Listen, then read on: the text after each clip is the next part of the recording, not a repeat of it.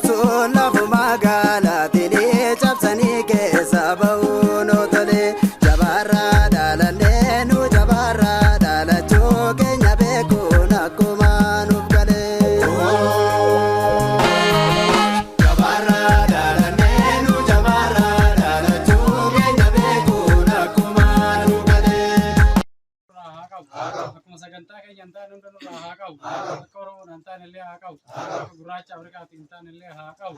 Qabee biyyaa nurraa haa baasu. Qabee biyyaa nurraa haa baasu. Oromoon karaa galma wal haa yaa'u. Galma keessa wal haa ta'u. Nu gadaan bulla. Amantii waaqeffannaa amantii lafa tanaati. Amantii uummata Oromoo kan warra Kuush kan gurraachota maraati.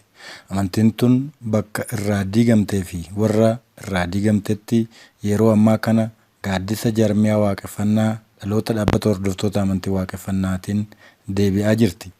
Barnoonni, heeronni, qajeelfamoonni, safuu fi duudhaan waaqeffannaa warra abbaa Oromoo sirnaan sagantaa idilee fi ayyaanota garaa garaa amantichaan gaggeeffamu irratti barsiisota olaanoo dhaabbata hordoftoota amantii waaqeffannaatii hanga galmaattiin kennamaa jira. Daawwattoota yuutuubii chaanaalii dhaabbata hordoftoota amantii waaqeffannaa galmoonni amantii waaqeffannaa magaalotaa fi aanaaleetti deebi'ee ijaarame adda addaa irraa sagantaa amantii waaqeffannaa guyyuu guyyuun torbee fi ji'aan akkasumas ayyaanota waggaan kabajaman adda addaa irratti barnoota amantii waaqeffannaa fi hubannoo hojimata jaarmichaa irratti kennamaa ture isiniin gahaa turre. Har'as sagantaa wiirtuu Harargee Bahaa galma Dadarii fi wiirtuu godina addaa Oromiyaa naannawaa Finfinnee fi Finfinnee galma Sooddoo Daacitti waan isinii qabannee dhiyaanne qabnaa daawwadhaa irraa baradhaa kan jennu affeerraa keenya. Giddugala Bahaa wiirtuu Harargee Bahaa galma Dadaritti barnoonni ayyaantummaa ayyaana yaadannoo warra abbaa Oromoo kenname. Dhaloonni iddasaa warra irraa dhalate yaadate ni milkaa'a. Barnoota amantii waaqeffannaa keessatti warra ofii warra nu dhale waa hunda nu dhaalchisan Boronaa Baareentoo Oromticha gurraacha Afrikaa mara yaadachuun gurraachota milkiidha. Ayyaantummaanis of ta'uudha. Ofitti deebi'uudha jechuudha. Wanni mataa kana walitti nu qabe maal gaafa jennu of yaadachuu keenya sanii jechuudha. Warra keenya yaadachuu santu walitti nu qabe. Namni warra isaa yaadannu kan warra isaatirraa ilmi abbaa isaatiif hin argamne ilma abaarsati moo abaarsati? Ilma abaarsatta. Abbaa isaa dhiisee nama biraatiif kan ergamu taanan kan carraaqee waa hunda dhugaa irraa qabu abbaa isaa waan ta'eef abbaa isaa san dhiisee abbaa namaatiif ergamnaan ilma abaarsatta. Ilmi abaarsaa immoo ilmi gaarii buusuu hin danda'u. Kanaaf nusi dhugaan nuu kennitu sun warra keenya yaadachuu waan taateef nullee of taanee warra keenya yaadanna yaadannoo warra abbaa Oromoo goonaa gaafa warra keenya san yaadannu immoo bu'aa guddaa argannee jirra. Tokko mataa keenya irratti fayyaa argannee jirra. Lama wal geenye wal jala yaa'uu dandeenyee jirra. Wanni wal jala nama yaasaa immoo dhugaadha. Dhugaan immoo warra ofii yaadachuu. Warra ofii yaadachuu dhugaadha moo dhugaa miti? Dhugaadha. Namuu of ta'ee warra isaa yaadachuu dhugaa isaati. Eenyumaa amantaa? Eenyumaa of baate? Of ta'ee abbaa isaa yaadachuun abbaa isaatti ergamu dhugaadhaa miti ture. Nu jala yaa'i gamana gorii nu malee wanni jedhu hin jira? Hin jiru. Heera gadaa warri kalaqeetu dabra jiru kalaqanii uumanii waan hunda tottolchanii uumanii akka dhaloonni kun ittiin jiraatu katarreessanii ulaa hunda uumanii keeyyata hunda uumanii dabran isaan kaleessa. Wanni isaa waa isa uumuu danda'anii maal? Waan of ta'aniif miti nama jala deemanii of ta'anii ofiin of jiraachisan. Dhugaarra bobba'anii galan. Namni dhugaarra bobba'ee gallaan wanni isa jalaa dhokatu takka hin jiru. Wanni jalaa baa'u hin jiru. Namni dhugaarraa gorraan hin qaarma. Hin irbama. Dhugaarraa gorraan irbuudhaan soba jira. Irbuuta namni irbuu karaa irbuu deemnan namummaa dhiisee kara waan biraatti deebi'aa yookaan immoo qaarmeeti lafataa irraa jiraachuun ni ulfaataa jechuudha. Kanaaf karaa dhugaa karaa warra keenya hordofuu nuuf dhugaa. Abbaa keenya yaadachuun nuuf dhugaadha moo dhugaa miti? Dhugaadha. Nuuf dhugaadha jechuudha. Dhugaadha. Yaadannoo yookaan immoo ayyaana kana jaalannee waan goonuuf oduu hin ta'in warra keenya yaadachuun nuuf dhugaadha jechuudha. Addunyaan guutuun yoo dhugaarra bobbaatee galte heera uumaa eeggattee jiraatte akka uumannu uumtetti yoo jiraanne ni milkoofnaa jechuudha. Milkiin kun immoo warra ofiitirraa karaa warri keenya baasisan dhugaa warri keenya lafaa qabu san heera dhugaa heera uumatiin wal qabatu kan namni jijjiiruu hin dandeenye kan dhugaa uuma uumte tokko lafa gootisan sarara san eeggattee jiraanna milkeenta. Kanaaf yoggaa nyaannullee warra abbaa oromoo as qofatti miti jechuudha. Wanni jennuu fi dhugaadhaa jechuudha warra irraa dhufne san yaadannee jechuudha. Yoommoo jireenya keenya ala kanatti illee ilaalchi nuti qabnu illee ilaalcha san yoo ta'e yaadannudha jechuudha. Ilaalcha san illee qabaachuun ilaalcha warra keenyas illee qabaachuun yaadannudha jechuudha. Heera isaan lafa godhatan hojjennee agarsiisu heera sarara qophaa'anii wal jala yaa'uun yaadannudha. Amala warra keenya agarsiisu yaadannoo warra keenya isa yaadannu akka isaanii kan ta'anii jechuudha. Kana waan ta'eef yaadannoo gaafa jennu guyyuma walitti qabamu kana qofa osoo hin ta'in bakka jiraannutti wanni goonu marti yaadannoo yoo karaa isaanii isa dhiifnee immoo karaa namni baase irra deemne hoo isaanirraa gorree wanni isaanii wajjin walii galuu jira hin qabnu hariiroo isaanii wajjin tolfachuudhaaf maaltu nu barbaachisa karaa isaan baasan san karaa dhugaa san hordofuu nu barbaachisa. Kanaaf namni kamiyyuu karaa dhugaa galuun dirqama jaalannee of ta'ee jiraachuu dirqama. Yaadannoo keessa immoo ayyaantummaa jira. Ayyaantummaan warri kareecha waan amma jennu kana guutuu nuti dhiisee dabre sun ayyaantummaa isaanii san yookaan ayyaantummaa waan jennu ayyaantummaa isaanii san wajjin hin jira. Yaadannoo kana keessa immoo isaan illee nurraa beekanii alagaa dhiifneeti of yaadanne gaafa of yaadannu wal arganne gaafa wal argannu namni of ta'e maal jedha namni of ta'e wal ta'a namni wal ta'e maal ta'a waan isaatti qaqqabbaa ta'ame argina as wal keessa jira. Namni waaqeffataa ta'e tokko naamusa baduu hin qabudha gonkumaayyuu.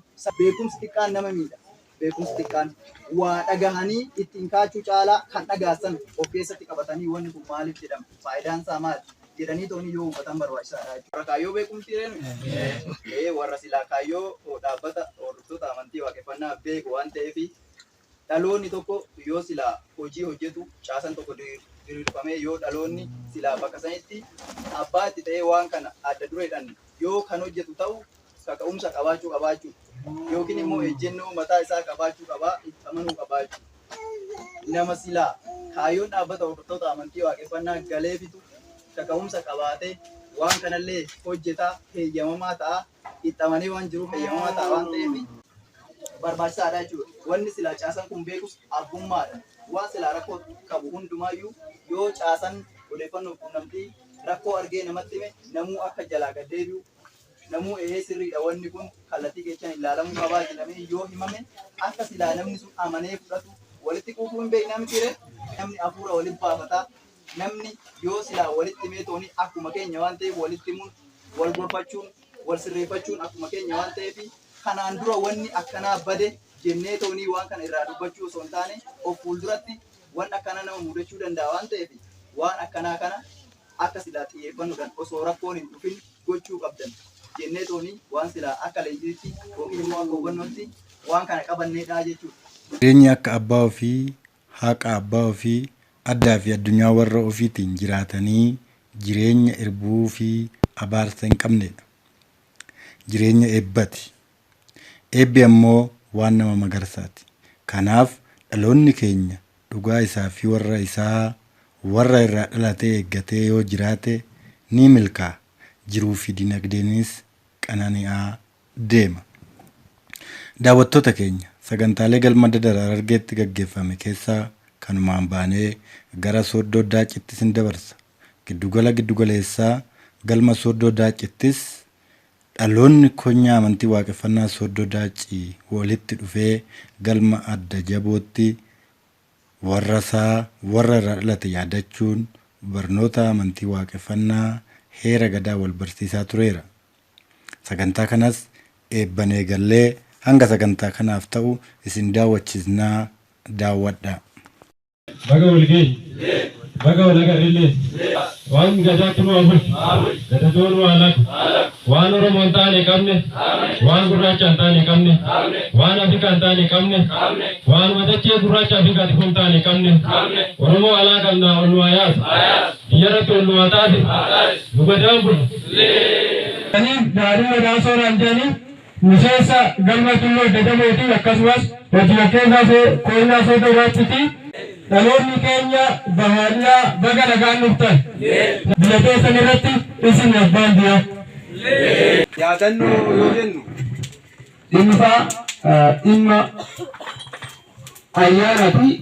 Ayyaana jechuun immoo ayyaantummaa keenya warra dafanii warra lafarratti hin dhiisanii waan lafarratti nu barbaachisu hunda dachii dabalatee qabeenya lafarra jiru dinagdee aadaa afaan Oromoo aadaa uummata Oromoo safuu heera akka ittiin jiraannu dhugaa fi beekumsa hunda lafarra ta'anii dabarsan jechuudha. Warra dhugaa walirraa qabnu dhalootummaadhaanis uumaadhaan jechuudha.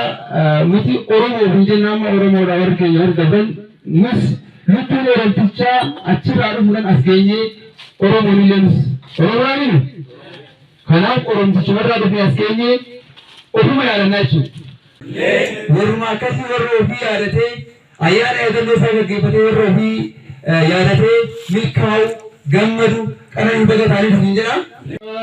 Nagaan bultee bulee bulee siifoo nagaan bulee haleluuyaa siifoo nagaan bulee haleluuyaa nagaan jirtaayee siifoo nagaan jirraa kanunaa jirraa. Dhaloota barnootaan ijaaramee barnoota yookaan jennu waan hamaa fi waan tola adda baasee warra beeku waan qajeelaa hojjetee warra ittiin jiraatu waan jechuudha. Kanaaf dhaabbanni hordoftoota amantii waaqeffannaa illee dhaabbata barnoota qabu, dhaabbata caasaa mataa isaa qabu, dhaabbata amantii kan dhaloota kanaan ijaarame kan dhaloonni kun ijaare kan dhaloota kanaan jiraatu kan dhaloota kanaaf jiraatu jechuudha. Afaanuma keenyaan dubbannee barnootuma keenya barannee biyya teenya irratti jiraachuu kan dandeenyu heera uumaatitu akka kanatti nu uume. Kanaaf heera uumaa jennu akka Oromoon akka isaatitti barnoota isaa baratee jiraatu kan nu barsiise kan nullee irraa barruu jechuudha. Barnoota sila galma warra abbaa Oromoo keessatti barreessan barnoota dhugaadhaa, barnoota jireenya dhaloota keenyaa, jireenya keenya kana qajeelchuu danda'u ofirraa ka'aniiti baratanii ofirraa achi baratanii. Kanaaf barnoota dhugaati. Barnoota dhugaa kana, barnoota sirrii kana, barnoota ani ofii kiyyaa jiraachuudhaaf jecha nama jireenya laguu jechuudha. Ofii kiyyaaf jiraachuuf jecha nama biraa jireenya laguu. Barnoota kana keessatti barta jechuudha waan akkasii. Dhaabbanni hordoftoota amantii waaqeffannaa bakka lafeen uummata Oromoo jiru hundatti galma dhaabee dhaloota badee bakka irraa badee wallaanisan, dhaloota kufee kufuu isaa wallaanisan, dhaloota sagantaan alagaa ijaarsisan ija itti deebisuudha. Kanaaf waan baay'ee keessa dabarree rakkoo baay'ee keessa baanee har'a galmoota sagal asitti galachuu danda'uun waan ajaa'ibaati. Konyaa sebeeraa cifana teeto. Asitti miti kanarratti banannee jirra. Warra waan ofii hojjetee milkaa'u ayyaana Abbaa Oromoo sinaa taasisu. Dhaabbanni hordoftoota amantii waaqeffannaa akka dhaabbataatitti gaaddisa Oromooti. Gaaddisa Oromummaati. Gaaddisa dhalootaati. Dhaabbata hordoftoota amantii waaqeffannaa jechuun dhimmoota kana. Galmoota dhaabbata hordoftoota amantii waaqeffannaa kana cimsa. Galmoonni yookaan miseensonni dhaabbata hordoftoota amantii waaqeffannaa konyaa kana keessa jirtan hundi keessan akkasumas gaggeessitoonni galma haga dhaabbata jiru warri sila milkaa'ina ayyaana kanaatiif shoora olaanaa yookaan waan isarraa eegamu raawwate kamiyyuu ulfaadhaa hin dhabinaa biraan dhabaminaa fayyaa argadhaa hin jedhaani. Dhugumatti har'a bifa kanaan namoonni koonyaa Soodoo Daachii walitti dhufnee ayyaana bal'aa kana hoo gaggeeffannu akkuma gaggeessitoonni keenya ana bira jedhan wantoota baay'ee yaadachuu dandeenya. Waan fagoo osoo hin taane waa waggaa tokko waggaa lama waan baay'ee yaadachuu dandeenya. Haa ta'uuti garuu namni xiqqaateef miti guddateef miti wanni guddaan kaayyoodha mul'ata abdiidha sagantaadha kana qabaattee yoo hojjette waan kamiyyuu hojjechuun akka danda'amu tulluu fedhe addunyaa kanarratti jigsuun akka danda'amu qabatamaatti warra agarsiise waan taaneef ammallee of dura akkuma amma dura deemaa turretti namni osoo hin beekin sagantaa isaa dura dhaabbachuu danda'a. Osoo hin beekin ija isaa rukutuu danda'a. Haa ta'uuti namni immoo dhalootummaa beeku sana hunda giddu gala godhachuudhaan obsuudhaan barsiisuudhaan hawaasa keenya keessatti maatii keenya keessatti akka amantii waaqeffannaa jettutti akka barnoonni warra abbaa Oromoo jedhutti hojiitti hiikuudhaan beekumsatti waan amannuuf barnootatti waan amannuuf nama keenya barsiisnee dandeenyee cimsinee galmatti deebisuun sagantaa kana hubachiisuun sirriitti cimee itti fufuudhaan qaba jechuun barbaada. Har'a hawaasa bal'aa taanee jira. Kaleessa yoo ijoollee takka jedhamnellee dhugaadha. Manguddoota xiqqaa jiru keessa ture. Ijoollee xixiqqaa kana ture. Jabaannee waan hojjennee waan kaayyoo qabnuuf har'a hawaasa bal'aa taanee jirra jechuudha. Waliigalatti galmi keenya jiruuf jireenya keenya waan ta'eef dhaloonni keenya galma jirru hundi keenya kana beekuudhaan gatii galmaa beeknee galma keenyaaf waa dursa laannee hojjechuu danda'u malee jiraatan jedha. Tole galatoomadha. Maqaan koo Guutaa Hayilee Maamuun jedhama. Kanan dhufe koonyaa Sooddoo Daachii galma Odaa Dhiibuu irraayi akka caasaa dhaabbata hordoftoota amantii waaqeffannaatti gaheen hojii kooti. Hoogganaa kutaa odeeffannoo fi quunnamtii koonyaati jechuudha. Koonyaa Sooddoo Daachii jechuudha. Mee koonyaa Sooddoo Daachii maal fakkaata? Koonyaa Sooddoo Daachii akkuma miseensonni keenya gara biraallee quba qaban koonyaa haaraa bara kana dhaabbateedha. Miseensota haaraadhaan galma 9 of jalaa qabu ta'ee dammaqina ho'arra jira. Hojii dhaabbata kana haala namatti toluun hojjechaa jira jechuudha. Mee akka waliigalaatti haalli galmoonni koonyaa Sooddoo Daachii tajaajila lafaa amantii waaqeffannaa akkasumas awwaalchas haa ta'u akkuma nagummaan amantii waaqeffannaa akkamitti hubatamee hawaasas haa ta'u bulchiinsi magaalaa Aanaa isin ilaalaa jira. Akkasumara dhiibban hin jiru garuu waliigala waaqeffannaa jedhee kan of hundeessee akka gandaatti akka gosaatti akkuma aanaa saniitti qofa kan waaqeffannaa gaggeeffatudha. Gurmaa'e dhiibbaa garaagaraa amantii kanarratti taasisaa ture. Sanirraa kan ta'e yeroo duraatiif galmi Tulluu Adda Jaboo akkuma caasaa dhaabbataatti erga dhaabbatee booda achi keessaa amala addaa kan qabu nuyi caasaa wanna dhaabbata jedhu hin beeknu waan jedhuudhaan akka tarree yookaan immoo tarree jechuun magaalaa sanii akka Sooddoo Daachiitti akka Sooddootti deemne waan jedhu miseensonni hubatoo ta'an immoo achi keessaa bahuudhaan nuti akka Sooddoo osoo hin taane kan kumne akka Oromootti kan kaanillee akka Oromooti jechuudhaan ganda Haroo Hoomatti galma Malkaa Roobalee bananii waggaa 2 achitti barachaa turanii miseensallee achitti qaraa turanii achi booda warrumti galma Tulluu Adda Jaboo yookaan immoo waldaa hordoftoota amantii waaqeffannaa Tulluu Adda Jaboo jedhamu san keessaa muraan isaanii miseensa hedduu waan qabaniif barnoota immoo hin qabanii keessaa tokko lamaan dhufanii galma Malkaa Roobaleetti barachuu eegalanii jechuudha. Achi booda haqummaa beekumsa amantii waaqeffannaa barnoota qabaachuu gaafa achitti hubatan achuma deebi'anii maaliif akka caasaa dhaabbataatti hin deemne waan jedhuun gaafii galmatti gaafa kaasan waayuun galma sanii amma jirutti akka dhaabbataatti hin deemne barbaadan ba'a malee jedhee inni jechuudha. San booda beekumsaa fi hubannoo dhaabbata yookaan immoo hayyoonni keenya nu barsiisaniin warroota san illee hubachiisuudhaan ani dhaloota dura hin dhaabbadhu akka barbaadeetti deemaa jedhee keessaa bahee waayyuu sun gara biizinasii isaa goree jechuudha. Achirraa kan ka'e galma 9 malkaa roobalee jalatti horamee koonyan bara kana hundaa'ee jechuudha waliigala isaatiin. Waliigalatti sochii hojii amantii waaqeffannaa amma akka waliigalatti jecha soddoo qofa jedhu san keessa baanii Oromoodhaan nuti jedhanii akka Oromootti kurneef akka Oromootti waaqeffannaa dhabnee akka Oromootti waaqeffannaa deebifne jedhanii sochii waaqeffannaa guutuu biyyaatitti makaman kanaa hammamee maal fakkaata? Ilaalchonni duraan nuti soddoodhaan nuti tarreedhaan namoonni adda addaa jibbiinsa of keessaa qaban dubbatan san amma jijjiiramee sadarkaa galmoota sagalee dhaabbateedha. Sochiin kun maal fakkaata? Akkamitti yaadatta?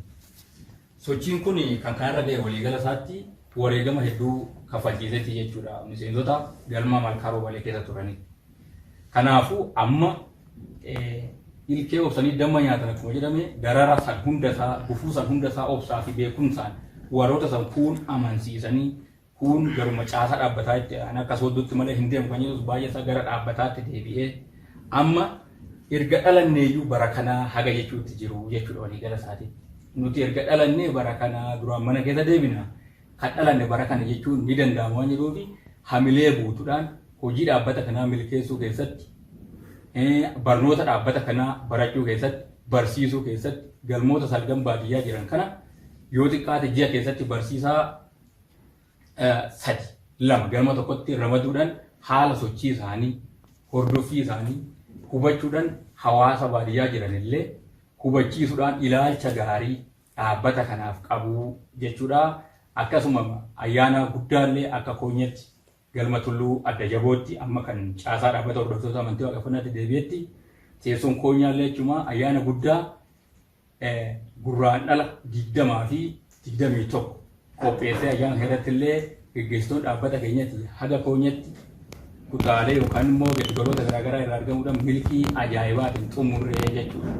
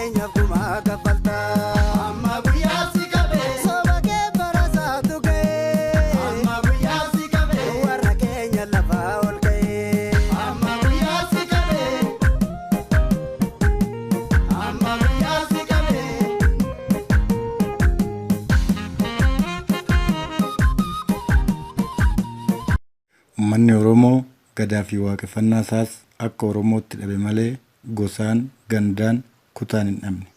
Alagaan gama tokkoon naatoo nuu qabaatee gama tokko achi baasee jibbee waan abboota teenya irraa hin balleessine. Akka nu cabsuun toluufitti adda addaan nu baasanii nu diigan malee Oromummaan nu diigani. Oromummaan nu cabsani. Kan gosa tokko jaalatanii kan gosa tokko hin jibbine. Yookaanus gosaa fi kutaan osoo hin taane akka kufne sanatti akka Oromootti waan Oromoon qabuun ka'uu qabna malee akka gosaan ka'uun hin danda'amu. Waaqeffannaan yookaan gadaan gosaan osoo hin taane Oromummaadha.